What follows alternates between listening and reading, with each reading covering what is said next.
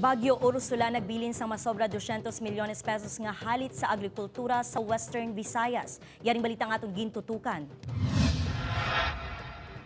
Sa monitoring sa Department of Agriculture Region 6 naglabot sa 252 milyones pesos ang halit nga ginbilin sa agrikultura halin sa mga pananong kagkasapatan sa paglaslas ni Bagyo Ursula sa Northern Iloilo, probinsya sang Capiz, Aklan kag Antique. 8,000 ka mga mangunguma ang naapektuhan. Nagpasalig ang Philippine Crop Insurance Corporation nga maghahatag sang 5,000 pesos tubtob 7,000 pesos sa mga apektado nga mangunguma sa kada ektarya. Now sa Subong may initial kita nga intervention no, mga checking nga napang issue naton kay fast track naton last holiday season no.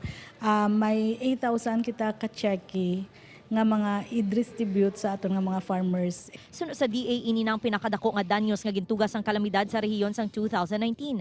Ginahanda naman ang mga vegetable seeds, palay, mais kag iban pa nga bulig sa mga mangunguma sa probinsya. Ang possible nga seeds nga ihatag namon to affected area. So may buffer stock man kami.